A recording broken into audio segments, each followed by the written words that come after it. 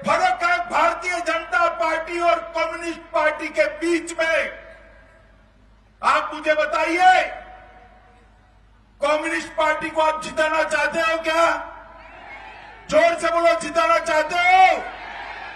एक कम्युनिस्ट, एक कांग्रेस और एक मोथा वाले तीनों मिले हुए हैं, तीनों मिले हुए हैं।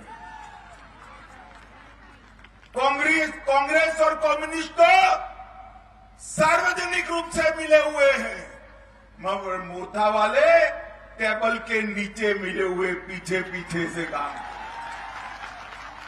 मुझे समझ में नहीं आता क्या हो गया है मोथा के नेताओं को।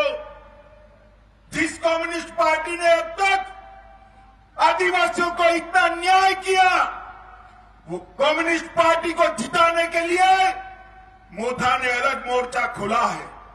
मैं आज कहने आया हूं त्रिपुरा की जनता को, झांसे में मत रहिएगा।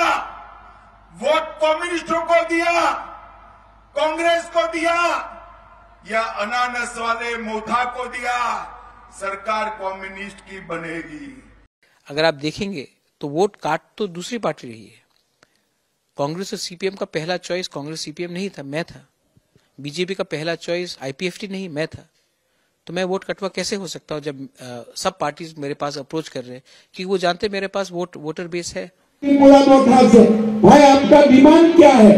बोले हमको अलग त्रिपुरा लैंड चाहिए। हमने त्रिपुरा मोथा और महाराष्ट्र को बोल दिया कि ये कभी नहीं हो सकता है। बीजेपी होते हुए त्रिपुरा से कोई त्रिपुरा लैंड बन ही नहीं सकता है, ये असंभव है। ओनार संगे तो हमारा संपर्क अत्यंत भालो और मधुर। हम ये उनको बोलता हूँ कि त्रिपुरा का जनजाति समाज के लिए आपको जो सही आप ले लीजिए, लेकिन त्रिपुरा से त्रिपुरा लैंड नहीं हो सकता। तो इसीलिए हम लोग का बीच में हम लोग का रिश्ता अच्छा है, लेकिन इन प्रिंसिपल हमारा बीच में डिफरेंस है। आप त्रिपुरा को डिखंडित कीजिए, कल असम को डिखंडित कीजिए, कल नागालैंड को डिखंडित कीजिए, ऐसा तो होगा नहीं। Hemant Biswa Sharma is a Chanakya of north east, I am the Manikya of north east. आप उसी में छोड़ दीजिए बात। गलत तो डिमांड नहीं है। हिंदुस्तान के संविधान के अंदर तो है कि हर व्यक्ति को एक आर्टिकल 2(3) में एक डिमांड करने का अधिकार है, और हम कर रहे हैं। और हमने और एक बात कहा है कि हमें कॉन्स्टिट्यूशनल सोल्यूशन चाहिए। सोल्यूशन तभी होता है, समाधान तभी होता है जब दो पार्टी सामने सामने बैठकर ट्रांसपेरेंट मैनर में बात करें। तो क्या हो रही है कि आजकल एक आप हमारे साथ है या हमारे विरुद्ध है, ये एक एटीट्यूड निकल रहा है। तो हमने जो डिमांड किया है, ये डिमांड तो आईपीएफटी ने भी 5 साल पहले किया था, तब बीजेपी को क्यों नहीं खला? आज जब मैं बोल रहा हूं तो क्यों खल रहा है? क्योंकि मैंने कहा है कि मुझे लिखित चाहिए। तो ये बात क्लियर है कि सब लोग वर्बली कुछ और बोलते हैं हमारे जनजाति को, लेकिन राइटिंग में आश्वासन देने के लिए वो सहमत नहीं है। आपके साथ लगातार बैठक की मीटिंग, आप 2000 बार मिल लीजिए हमसे, लेकिन कुछ तो राइटिंग में देना पड़ेगा ना, क्योंकि मुझे भी तो हमारे लोगों को जवाब देना है। या फिर मैं दिल्ली जाऊं और तब त्रिपुरा वापस आकर बोलूं हाँ हो गया, ये तो नहीं होता है। आने वाले दिनों में क्या लग रहा है कि आप हेमंत दा अच्छे दोस्त हैं, दोस्त है, पॉलिटिक्स की जगह में है। वो अगर उन्होंने कहा है कि त्रिपुरा मोथा अकेला सरकार नहीं बना सकता है, इसी के लिए उनको वोट करना बेकार है, तो मेघालय में बीजेपी सरकार नहीं बना सकती है, तो बीजेपी को मत वोट कीजिए मेघालय में। मिजोरम में बीजेपी अकेले अपने बलबूते में सरकार नहीं बना सकती है, तो मिजोरम में बीजेपी को मत वोट कीजिए। नागालैंड में अपने बलबूते में बीजेपी जीत नहीं सकती, तो मत कीजिए। तमिलनाडु में नहीं जीत सकती, तो वोट मत कीजिए। केरला में नहीं, तो सिर्फ मेरे लिए ये क्यों लागू है? उनके लिए भी ये लागू है। तो जब कोई बात करता है तो ये सब सवाल मीडिया को भी उनसे पूछना चाहिए कि बहुत जगह में बीजेपी अपने बलबूते में नहीं आती है, तो पंजाब में आ सकती है अपने बलबूते में? नहीं। तो ये उनका सोच है, वो उनका सोच है, हम अपने सोच में हैं। मैं पीछे हटने वाला नहीं हूं। अपने लोगों के लिए मुझे बात करना है, मैं करूंगा। टीएमसी भी यहाँ पे अपने करने, लेकिन आप चुनाव में लड़े क्यों? मैं सीएम बन के क्या करूंगा? मेरी माँ भी एमपी थी, मेरे पिताजी भी एमपी थे, मिनिस्टर थे, क्या कर पाए वो? 10 आदमी को एमएलए या 20 आदमी को एमएलए एमपी बनाकर या कैबिनेट मिनिस्टर बनाकर आप 14 लाख ट्राइबल्स जो गांव में हैं उनका समाधान ला सकते हैं?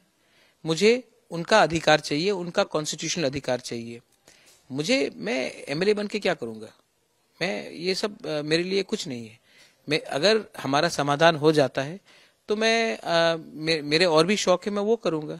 राजनीति में पैसा कमाने के लिए नहीं आया, भगवान ने बहुत दिया है, संपत्ति भी बहुत दिया है, अच्छा नाम चाहिए।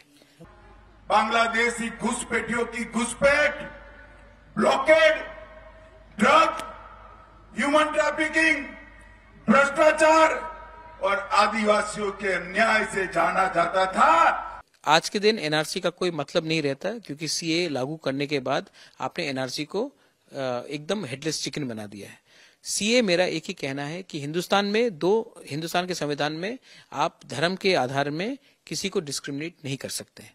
अगर आपको सीए आपने मेघालय में लागू नहीं किया, आपने नागालैंड में नहीं किया, आपने अरुणाचल में नहीं किया, आपने मणिपुर में नहीं किया, तो आप जिस राज्य में, जहां में आसाम और त्रिपुरा, जहां में डायरेक्ट बाउंड्री है बांग्लादेश के साथ, आपने उन राज्यों में क्यों किया जिसने पहले से लाख लाख लोगों को शरणार्थी दिया है, और उस स्टेट में नहीं किया जिसने आज तक एक भी डिस्क्रिमिनेटेड माइनॉरिटी को नहीं दिया? ये तो हमारे साथ अन्याय है, ये नहीं होना चाहिए। अगर आप रखना चाहते हैं, सीए लागू करना चाहते हैं, तो आप हर राज्य में कीजिए, या फिर 2 राज्य को जिसका बाउंड्री है बांग्लादेश के साथ, उसको आप देखकर वोट बैंक पॉलिटिक्स मत कीजिए। Peace is very important. Love is very important. And if you want to change the system, then at some point you have to start thinking. It is very unfortunate that the people of Tripura, because of the communist ideology, because of the lack of interest by Congress, and because of misgovernance of BJP, has actually has not allowed Tripura to progress.